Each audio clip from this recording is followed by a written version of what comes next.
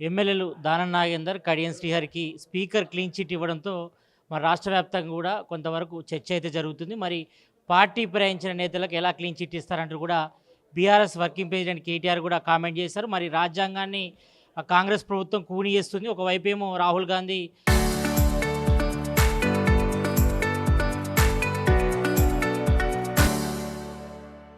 మరి రాజ్యాంగం బుక్కును పట్టుకొని మరి న్యాయం కోసం ఫైట్ చేస్తుంటే, మరి తెలంగాణలో కాంగ్రెస్ గవర్నమెంట్ ఏమో మరి న్యాయాన్ని కూని చేస్తుందంటూ కూడా ఒక కామెంట్ చేశారు. మరి ఇదే విషయంపై మనతో మాట్లాడేందుకు ఎమ్మెల్సీ అద్దంకి దయాకర్ ఉన్నారు. వాళ్ళతో మాట్లాడదాం.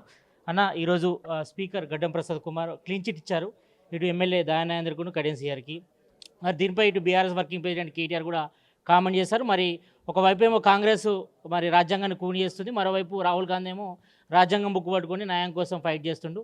మరి ఇది ఏంటంటూ కూడా ఆయన క్వశ్చన్ చేసిండు. దీని ఎట్లా అసలు తీర్పు ఏమొచ్చింది అనేది తెలుసా మనకి? ఏమిచ్చింది తీర్పు చెప్పు నువ్వు? క్లీన్ చిట్ ఇచ్చేది ఏం క్లీన్ చిట్ ఇచ్చింది? పార్టీ ఫిరాయించలేదు ఎక్కడ కూడా, వాళ్ళు బీఆర్ఎస్ పార్టీలో ఉన్నారని. మరి వాళ్ళు ఏం చెప్పిండ్రు? వాళ్ళు స్పీకర్కి ఏం చెప్పిండ్రు? నేను బీఆర్ఎస్ పార్టీలో ఉన్నాను. మరి బీఆర్ఎస్ పార్టీ ఎమ్మెల్యే బీఆర్ఎస్కి వస్తే ఇంకా అన్యాయం జరిగినట్టు అని తిరిగేది ఏమైనా కనీసం సిగ్గుందా మాట్లాడటానికి? మీ ఎమ్మెల్యేలు మీకు వచ్చిండ్రు, తీసుకొని పోరు అంటున్నాం. తీసుకొని పోరు కాదు, మీ పార్టీలో ఉన్నాం అంటుండ్రు. మరి ఇక వాళ్ళ కాళ్ళేళ్ళు మొక్కి తీసుకొని పోరు మీ పార్టీలకు వీలైతే చేతనైతే. కానీ ఇంకా కామెంట్ ఎందుకు రా ఆయన? ఇప్పుడు ఎవరైతే పీడితులు బాధితులు ఉంటారో వాళ్లకు పట్టాలిస్తే పట్టాలు ఎందుకు ఇస్తారు అంటారు. శారదాపీఠం భూములు వెనకకి ఇస్తాయో ఎందుకు ఇస్తారు అన్నట్టు ఉన్నది వీళ్ళకి. అంటే వీళ్ళది యొక్క ఆలోచన ఎప్పుడు కూడా విమర్శ కోణం నుంచే ఉన్నది తప్పితే, ఈరోజు బీఆర్ఎస్ పార్టీ నాయకులు ఎమ్మెల్యేలుగా అయిన వాళ్ళు, మీరు టికెట్లు ఇచ్చిన వాళ్ళు మీతో ఎందుకు ఉండలేకపోతున్నారో మీరు ఆత్మపరిశీలన చేసుకోరు. దానికి కారణం నువ్వా, మీ బావ, మీ అయ్యా? ఎందుకు ఉండలేకపోతున్నారు? ఎందుకు పార్టీ ఫిరాయిస్తున్నారు? కానీ ఇదే ఎమ్మెల్యేలు కొన్నిసార్లు మరి కాంగ్రెస్ పార్టీతో ఉన్నామని స్టేట్మెంట్ ఇచ్చారు కదా, ఇటు ఎమ్మెల్యే దయానందర్ కానీ అటు కడియం శ్రీహరి కానీ.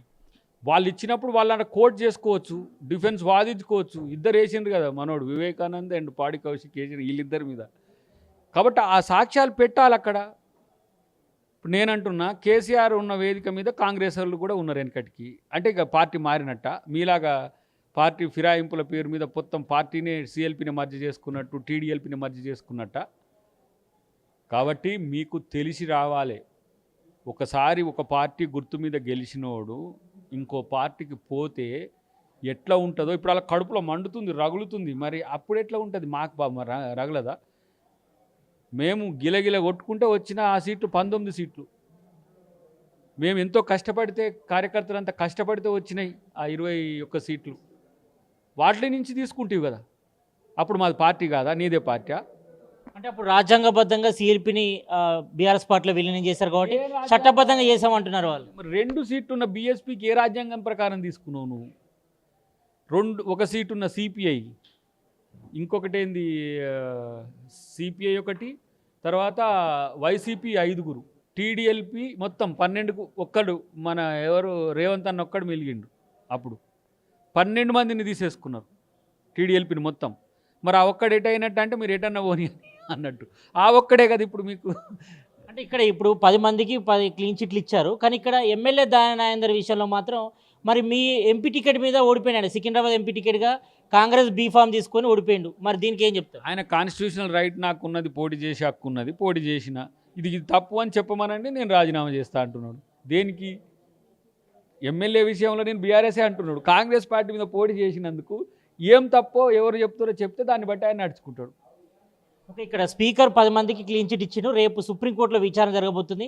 మేము అక్కడ ఫైట్ చేస్తామంటూ కూడా ఇప్పటికే ఇటు ఎమ్మెల్యే వివేకానంద గౌడ్ కానీ పాడి కౌశిక్ రెడ్డి కానీ ఛాలెంజ్ చేస్తున్నాం. మేము అక్కడ ఫైట్ చేస్తాం, 10 మందిపై అనర్హత వేటు వేసే వరకు 10కి 10 ఉప ఎన్నికలు వచ్చే వరకు కూడా ఫైట్ చేస్తామంటారు. చేయమనండి, ఎవరు వద్దంటారు దాన్ని? మనమేం అడ్డుకునేది? వాడు వద్దంటే ఊరుకుంటారా?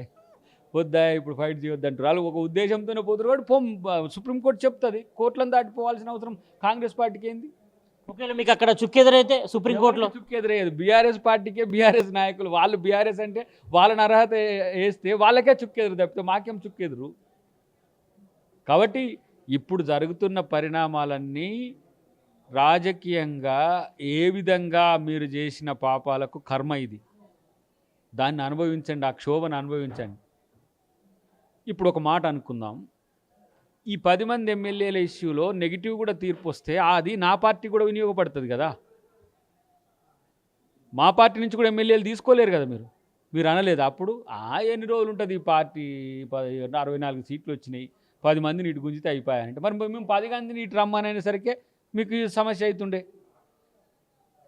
కాబట్టి ఇవన్నీ కూడా అందరికీ తెలుసు, ప్రజలేం మతిమరుపుతో ఉండరు, ప్రజలు కూడా అందరికీ తెలుసు కాంగ్రెస్ పార్టీని ఏం చేసిండ్రు, కాంగ్రెస్ పార్టీని మళ్ళీ గెలిచినాక కూడా ఎట్లా ఏం చేయాలనుకున్నారు. ఇదంతా ఒక టైప్ ఆఫ్ సైకిక్ ఐడియాలజీ. కాబట్టి గతంలో బీఆర్ఎస్ చేసింది కాబట్టి ఇప్పుడు మీరు అదే స్ట్రాటజీ అవలంబిస్తున్నారు. అట్లయితే ఇక మేము బీఆర్ఎస్ ఎల్పీని మొత్తం మర్జీ చేసుకోవాలి కదా. చేసుకోలేమా? ఒక మాట అనుకుంటే అట్లా చేయడం కాంగ్రెస్ పార్టీ లక్ష్యం కాదు కదా. ఒకసారి కుదిపి వదిలితేనే ఇంత సమస్య అవుతుంది మీకు. ఒకవేళ నేను అంటున్నా 39 మంది ఉన్న మీరు ముగ్గురే కదరా నాయన, ఇంకెవడు ఆ పార్టీలో ఒకడు ఎదిగేది ఉందా, సచ్చేది ఉందా? ఇప్పుడు కేసీఆర్ కుటుంబం నుంచి కాకుండా ఇంకొకరిని ముఖ్యమంత్రిని చేస్తాము, ఇంకొకరిని పార్టీ అధ్యక్షులను చేస్తామనే దమ్ము మీకుందా? ఈడ మీ ముందే ఎంతమంది మారిపోయినరు? 25 ఏళ్ళ పార్టీలో కాంగ్రెస్ పార్టీలో ఎంతమంది పీసీసీలు మారిండ్రు, ఎంతమంది ముఖ్యమంత్రులు అయ్యిండ్రు, ఎంతమంది నూతన నాయకత్వం వచ్చింది. చచ్చేంత వరకు మీరే నాయకత్వం. ఎవడు పని చేస్తాడు మీతోని? ఎవడు మళ్ళా కేటీఆర్ని కాదని హరీష్ రావు పోతే సమస్యనేనా, హరీష్ రావుని కాదని ఇంకేటన్నా పోతే సమస్యనేనా? మీతో ఉంటేనే వాడు లీడర్. కాబట్టే మీది కుచించుకుపోతున్న పార్టీ అనేది ఇప్పటికి కూడా మీకు అర్థం కాకపోతే మేమేం చేసేది లేదు. కొంచెం ఇప్పటికైనా మంచి వాతావరణంలో నాయకత్వాన్ని తయారు చేసుకొని, నూతన నాయకత్వాన్ని తయారు చేసుకొని, విలువలు లేవా, గౌరవాలు లేవా, పెద్ద పెద్ద నాయకులను కూడా తీసుకొచ్చేసి దాంట్లో పడేసి ఏదో బానిసలుగా మారమంటే మారుతారా వాళ్ళు? అదే తిరుగుబాటు బయటకు వచ్చడానికి కారణమైంది. బయటకు వచ్చిన వాళ్ళు కూడా మేము బీఆర్ఎస్ నాయన, మేము వాళ్ళతో ఉండలేమంటున్నారు. మరి వాళ్ళని ఏం చేస్తారు? మీరు చేసుకోరు.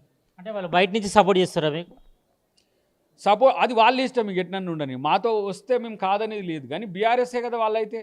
టెక్నికల్గా కూడా మేమైతే స్పీకర్ గారు అయితే ఎక్కడ ఏం తప్పు లేకుండా తన యొక్క తీర్పును క్లియర్గా క్లీన్ చిట్ వీళ్ళు బీఆర్ఎస్ నాయకులే అని ఇచ్చిండ్రు. బీఆర్ఎస్ నాయకులు కాదు అని మీరు ప్రూవ్ చేసుకోగలిగితే అది మీకు లాభమో నష్టమో అది మీరే చూసుకుని నాకు అనవసరం.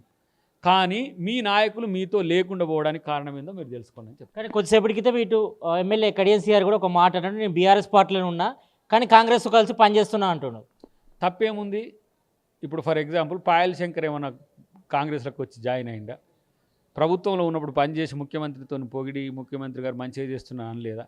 ఈ మాధవరం కృష్ణారావు గారు అనలేదా? ఎంతమంది కాంగ్రెస్ పార్టీ అదే ప్రభుత్వం మీటింగ్కి వచ్చి కాంగ్రెస్ ముఖ్యమంత్రి అయినా కూడా ఆయనను పొగడలేదా?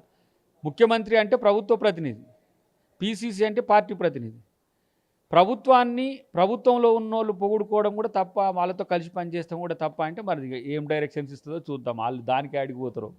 మరోవైపు ఇటు బీఆర్ఎస్ నిజ నిర్ధారణ కమిటీ నిన్ననే ఇటు కషర్ మిల్ సంబంధించి ఇటు భాగ్యలక్ష్మి సంబంధించి మినరల్స్ అండ్ మైనింగ్ సంబంధించి కూడా మరి అక్కడ అక్రమంగా మైనింగ్ చేస్తారు, ఎలాంటి అనుమతులు లేవు, మరి ఇదంతా సీఎం రేవంత్ రెడ్డి మేనల్లుడి కనసాలలో నడుస్తుంది, దీన్ని బ్యాన్ చేయాలంటూ కూడా వాళ్ళు డిమాండ్ చేస్తారు. ఇప్పుడు ఆయనకు లేదని చెప్పిన ఆయన ఎవరు?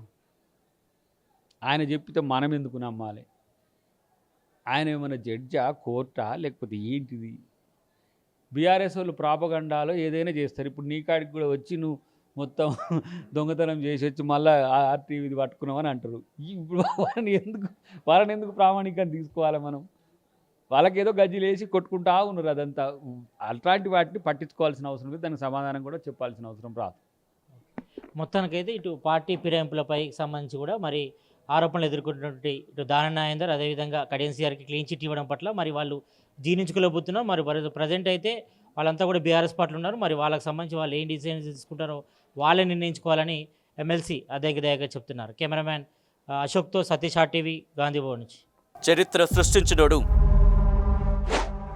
ఇప్పుడు ఆ చరిత్రని తిరగరాయబోతున్నాడు.